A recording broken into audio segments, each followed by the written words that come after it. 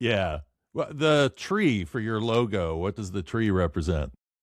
So, my father, who grew up in an area called Edison, Georgia, which is probably, I'd say, an hour away from Americus, when he was a kid, he used to go to a church that was out in the country away from where he lived, and his parents would drive him past it all the time. And there was this one tree that he just thought was a beautiful tree his whole childhood growing up. And so he said, that's what I want for the logo is I want to put this memory from when I was a kid basically onto the logo. So the tree, a lot of people are like, oh, does it represent the oak and all this stuff? And I'm like, sure, it can.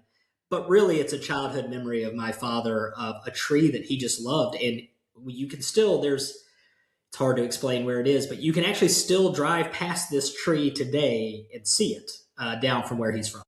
Okay. I bring this up, and I know I've probably mentioned this on the podcast before, but one of the things that you might tie to this at some point in your storytelling is this idea that when they built the first six frigates for the Navy, they used Georgia oak. And the Georgia oak was so tough that when the British were shooting cannonballs at it, at these ships, the cannonballs just bounced off. And they're That's like, crazy. what did they make these ships out of?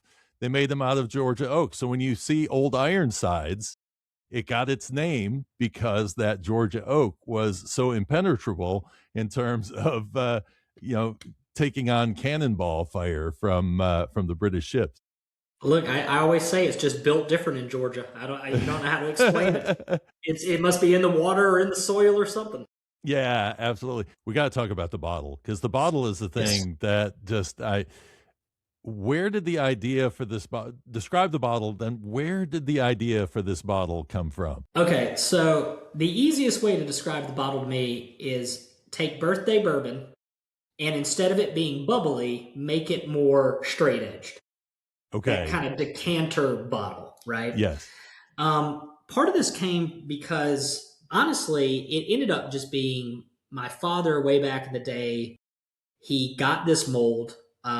It came from, as you can imagine, it was originally one of the molds that was in consideration for the birthday bourbon. Hmm. And we actually bought the mold because it never got used.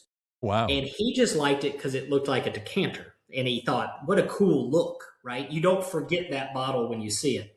Now, it's a catch 22. I understand it's a very big bottle, takes up some space on a shelf, but it is eye catching. So we always say it's hard because we get told all the time, your bottle's too big. But then we get told, but I see it and I know it's your stuff right away. Yeah. Now, the funny thing is, I can tell you the lie I like to tell.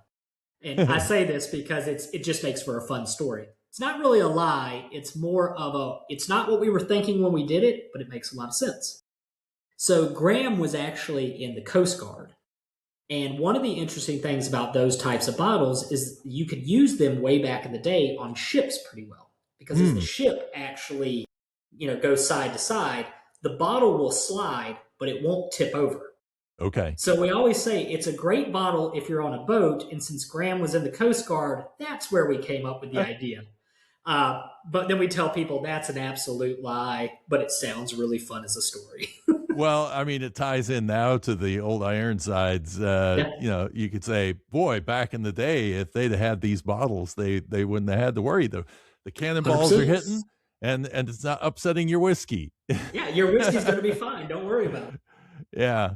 No, that's really interesting because I so many distilleries are going for tall, statuesque bottles because it's a strategy to get them up to the top shelf because you can't put them on a lower shelf.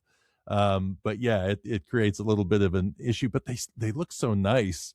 And I would say they are eye catchers, is the nice thing. I tell people, I understand it might take up room on your bar, but it will be very different than probably anything else on. nice.